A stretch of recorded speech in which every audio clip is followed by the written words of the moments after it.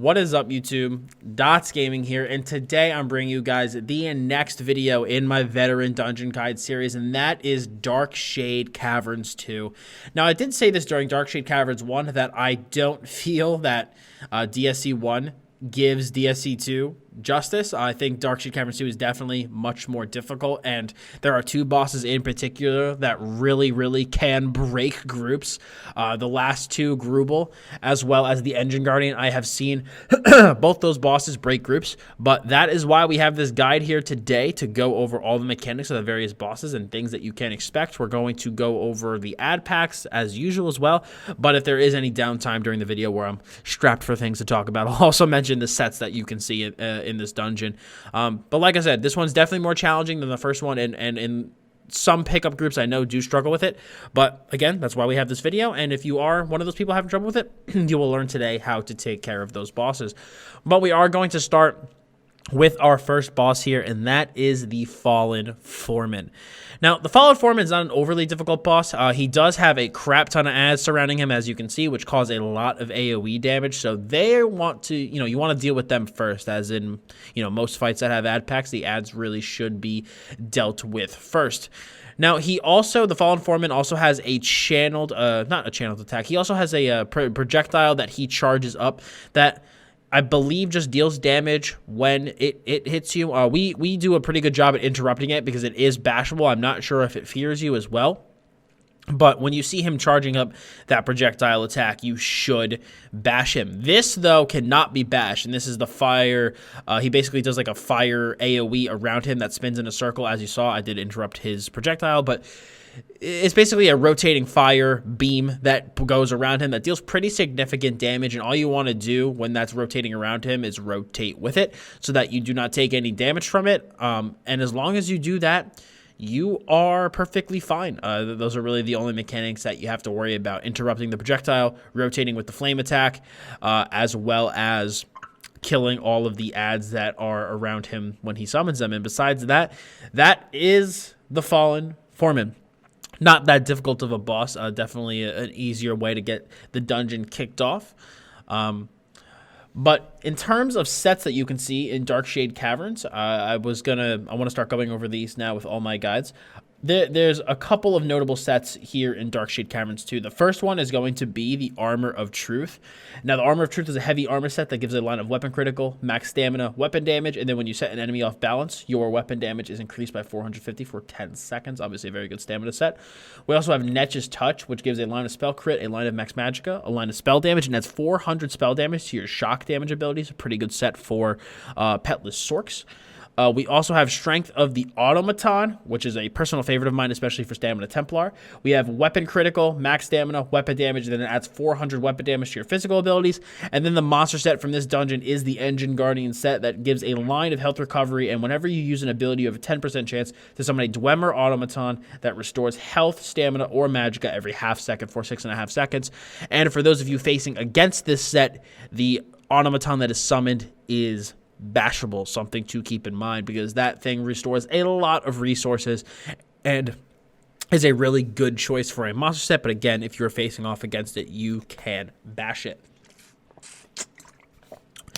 But as you continue down the mines here, you can see all of the caverns. Excuse me. You can see you go against a lot of these transmuted warriors, really not that difficult to take care of, and a bunch of Kwama ads that we saw earlier. But, there really isn't anything of note with these guys. They do have a conal AoE, so your tank should, if you want to be optimal, face them away from the group, and you should be standing behind them. But they're really not that tough, so, just usual, group them up, knock them down. Nothing out of the ordinary here. But I believe our next boss is in this room. And once those ads are taken care of, the transmuted Hive Lord will spawn. Now, you have two strategies that you can take with this fight. You can either kill the ads first and then focus the boss, or just plainly ignore the ads and go straight for the boss. In my opinion, groups that have a bit of a weaker DPS might want to go for the ads first so that they don't have to worry about them, and then go for the boss. But groups that have stronger DPS can just really ignore the ads and go for the boss. Now, there's a couple mechanics here that you have to worry about. Whenever the ads do burrow, the boss will get a damage shield that you just need to continually DPS through, as you can see right here, and break it, and he will not stop this ground pound that he's doing, which deals AoE damage, until the shield is broken. And once the shield is broken, he will stop that, and the ads will come back up, as can be seen there. Now, the ads can also, they channel an attack that will knock you down, so that is something that you want to bash to prevent yourself from getting knocked down. But besides that, really not too much else to worry about. I believe the boss does also have a heavy attack that should be blocked, but that's really it. Not too much. Like I said, you just kind of have to worry about the ads dealing damage, so the tank needs to do their best to keep those ads taunted, and you got to make sure that you have really good DPS to break the shield to prevent the ground pounding from continuing. So like I said, you know, if your group's DPS is a little bit on the weaker side, it might be a little bit easier to deal with the ads first, but if you have better group DPS, which isn't really even too hard, you can just, like I said, go straight for the boss, ignore the ads, and just go through the fight a bit quicker. But now that we are through that boss, we're going to start getting to the next portion of this dungeon, which is like the dwarven part of the dungeon. So we're going to start seeing a lot more Dwemer ads, Centurions, Spheres, spiders, things like that. So when you go through the cavern, you first have a Centurion to deal with. Usual Centurion mechanics with the conal AoE in front of them. You know, just, again, face him away, and you should pretty much be good to go. And then we have another one as we continue down. So, you know, again, really quickly deal with it. We also have some ailets to deal with this part of the dungeon as well. They are really easy, not anything difficult at all. But once we continue down, you have a pack of 2 spheres and spiders. The spiders do this little thing where they jump in the air and kind of pounce on the ground, and that deals AoE damage. You also have the spheres in the back who shoot arrows that can hit pretty hard, and then they also summon these little AoEs that run along the ground, so you just want to really do your best and not stand in them to help minimize the damage. But, you know, pretty much the strategy we took was, again, kind of the same thing we always do, where we put them together and knock them down as fast as we can. But if you do want to prioritize something first, I'd say deal with the Centurion, then the spheres, and then the spiders. I think the spheres can be a bit of a pain, in my opinion, so I like to just get them out of the way. And then once you get through that part, you have another Centurion that you have to deal with. Again, not overly difficult. Simply kill him. You know, again, tank, face him away from the rest of your group, and you will not have that much to worry about. We then continue. You have another pack of spiders and spheres.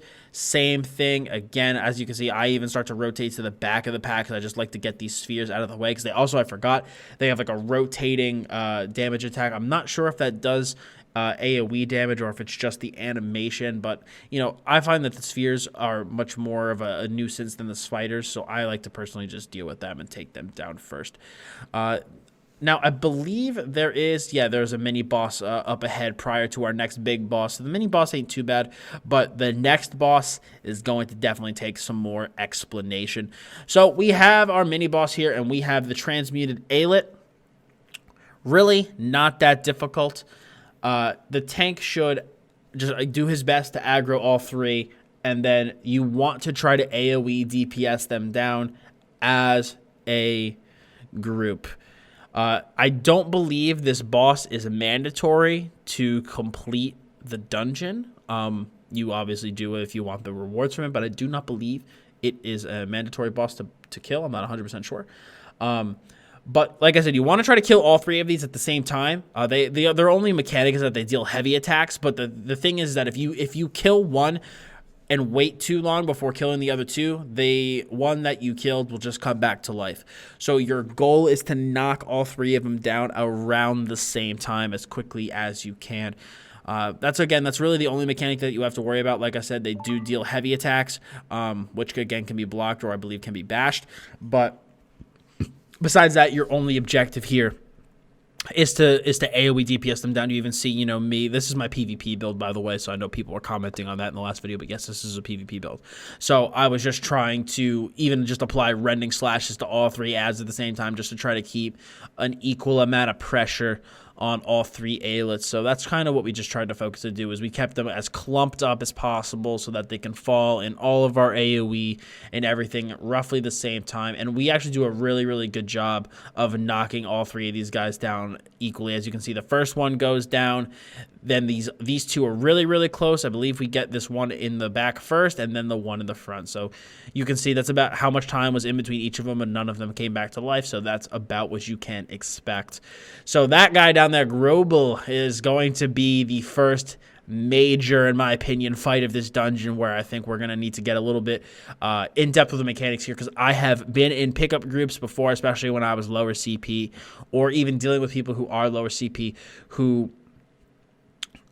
may not be as experienced with the dungeons yet, who don't really know the mechanics of this. And this boss, in my opinion, definitely is a DPS check, because if you do not kill the ads quick enough, they will overrun you. But I'm getting a little ahead of myself here. Let's move into Grobel the Transmuted. So he teleports around the room, and when he does that, he deals a huge AoE damage thing on the ground. So if he teleports near you want to do your best to get away ASAP. There's nothing that can be done to prevent that. That's just a mechanic of the dungeon. Now, during the fight, he will shield himself and spawn ads throughout the fight. He will spawn a bunch of miniature versions of himself. And what you want to do is group those ads up and knock them down. So as you can see, he teleported, boom, big AoE, do not stand in that. And then we start to get the netchlings that are summoned. You need to group up and kill these netchlings as soon as possible. The netchlings, if you do not kill them really, really quickly, will continually add up and overrun you. And as you can see, the boss still has his shield up. He will continually summon netchlings. He'll continually teleport around the room. So we do our best to group up the netchlings and knock them down. And then I'm just going to try to wait to explain the next mechanic until it actually happens. But as you can see, there are these bigger ones. I think on the left, that one on the left is a bit bigger than the other ones. The tank should do his best to taunt those ones. But your DPS needs to be on the ball with this. This is a mainly DPS check, where if your DPS are not good at big AoE damage and knocking things down quickly, you will struggle with this fight. And as a tank, you can definitely help out by grouping things up, making it significantly easier on the rest of the group. But as you can see, it's a lot, and we're doing a pretty good job of managing this. I know me and our other DPS are both in PvP build, so it is not the quickest thing. It could be faster, but here you go. When Grobel falls to the ground, and we make a mistake here, we continually attack the netchlings, but when Grobel falls to the ground here, that is when he is weakened. So you want to put all of your damage, as much damage as physically possible, on him when he drops, because then he's going to go back up in the air. He's going to get his shield. He's going to continually spawn ads. He's going to keep teleporting around the room and doing that big AoE on the ground. And that is basically all of his mechanics. That is all of his mechanics. And I know you're probably thinking, well, that doesn't sound too bad. But a lot of groups really struggle to deal with the constant stream of netchlings. They either get completely overrun and don't know how to deal with all of the ads that are being spawned. They just continue to attack the boss and think that, oh, we don't have to worry about these ads. It's really kind of the tank should do his best, like I said, to group everything up, but the majority of this fight, at least in my opinion, falls on the DPS to be able to provide really consistent and reliable area of effect damage to make sure that you're taking down all of these ads as quickly as possible, because if you are slow to it, they will add up. So as you can see, Grobel does drop down here, so we make sure to put huge damage on him as much as we can. If you don't absolutely need to use ultimates during the ad fights, that would also be beneficial as well, and try to save them for when Grobel does drop, because that will definitely make this a lot easier. And I'm probably just going to fast forward through the rest of this fight, just because, you guys pretty much get the mechanics now. But that's what you can expect from this guy. Again, when you know the mechanics of him, he's not overly difficult, especially if you bring really good group damage. But if your group damage is really, really low and everybody's not on the same page, this fight could definitely be a nuisance. And like I said, I've been in groups where this has broken them up before, where they cannot make it past him, and it just ruins the group and the group disbands. But with this video, you guys know the mechanics, you know what you can expect, so you know exactly how to take him down. Now, once you are done with Grobel, we are going to move up to our next area. This is where the final boss from Darkshade Caverns 1 was. But for here, this is just going to kind of be like another mini-ish boss area. I think the Cutting Sphere, is he in this dungeon again as well? I believe so. So we actually go back here. It's pretty similar to the one from the last dungeon. So there's just a bunch of Dwarven spiders and Dwarven spheres around.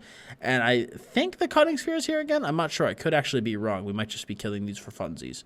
I'm not entirely sure. Let's see what happens.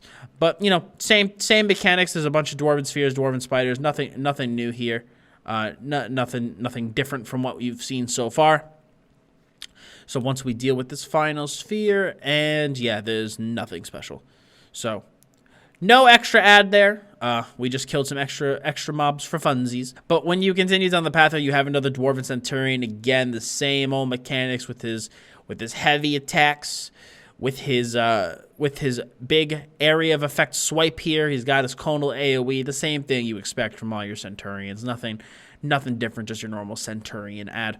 But once you take care of him, you can start moving towards the next area. And like I said, this is the mechanical wave ad fight.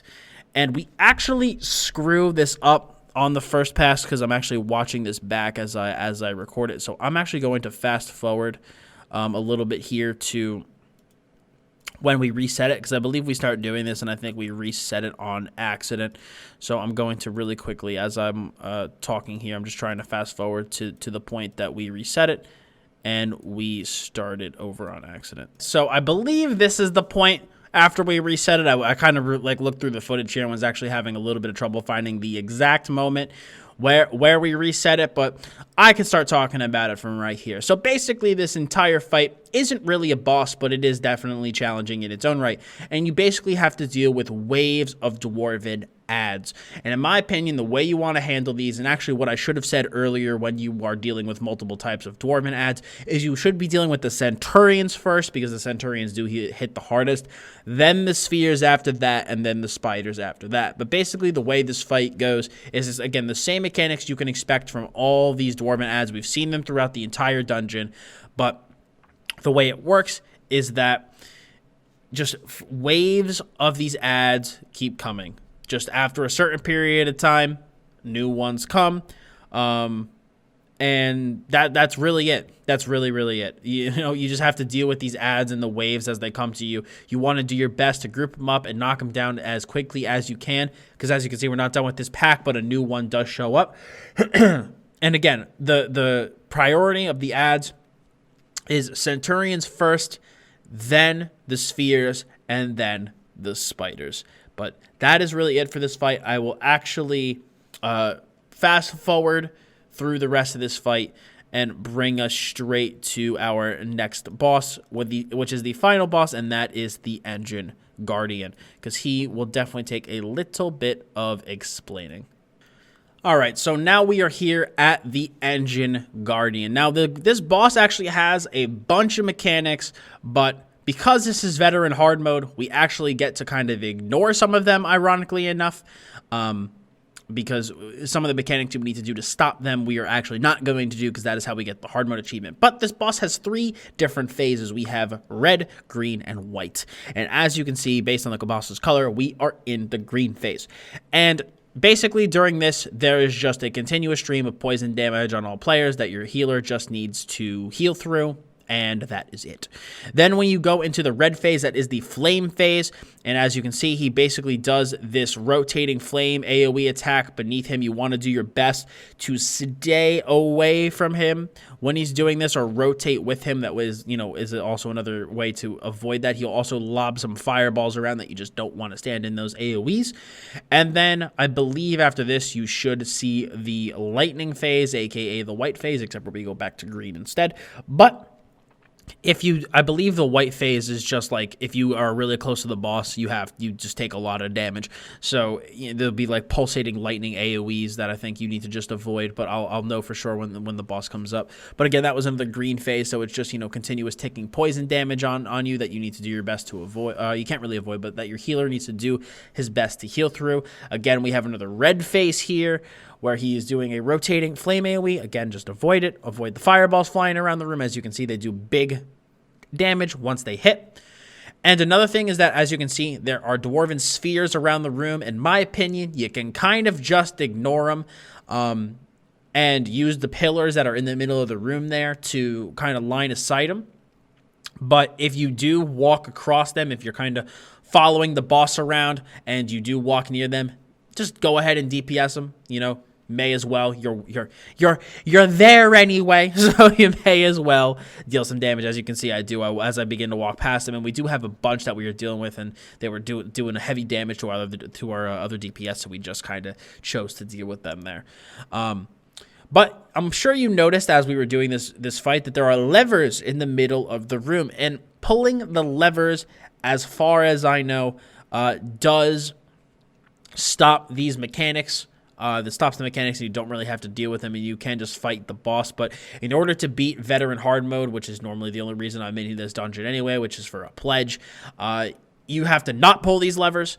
So you kind of just need to go through the mechanics. But as you can see, it isn't overly difficult. In my opinion, Grobel tends to be a much more difficult boss for pickup groups, and I think this boss is kind of just more of a I think it's more of just like a common sense check, like can you not stand in the AoEs, and can your healer heal through a consistent amount of damage? I mean, besides that, it really isn't anything crazy. At least to me, I don't think this boss is super hard. Like I said, I find Grobel to be a much more challenging fight. But that's pretty much it. Like I said, there's the green phase, which is continuous poison damage.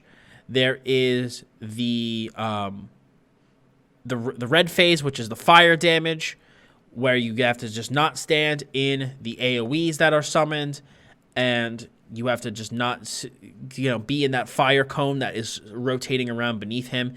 And then there's like that white phase that I guess it doesn't deal big AoE damage. I know there's a third phase. I'm not, I'm not completely sure what that third phase is. I know that's what it's called. But I mean, as you can see, we mainly see mechanics for fire and for poison. I don't really know entirely what that third phase is doing. Maybe we'll see it throughout the end of this fight. But the poison and the fire are really the main ones that you have to deal with here. So as you can see, we rotated through a red, we rotated through a green. I guess this is the white one. Oh, yeah, I am taking lightning damage. Yeah, it's just our healer's doing a really good job keeping me up. So, yeah, I guess if you stay really close to him, as I am, you just take, like, constant tickles of lightning damage. But as you can see, it really isn't too bad. If you have a good healer, this fight is real easy. This fight's real easy, and thankfully we do. So, we were able to walk through this fight pretty easily. But that's it, guys. That is the Engine Guardian, and with that is Darkshade Caverns 2. Like I said, Engine Guardian can be difficult for groups that have weaker DPS, especially a weaker healer. But the biggest challenge for this dungeon, in my opinion, is Grobel. Definitely a massive DPS check. Definitely will challenge your tank to keep all the adds grouped up, and challenge your healer to keep everybody up while they're able to deal with the constant stream of ads. But that is Darkshade Caverns 2 in the books. I want to thank you guys so much for stopping by my guide today. If you found it helped you, I'd appreciate it if you slapped a like on it. And for more videos like this, as well as build videos, other great ESO content, and videos from other games, I'd appreciate it if you hit that sub button, as well as hit the bell to keep notifications on. I thank you all again so much for stopping by today. As always, I'm Dots Gaming, and I'll see you in the next one.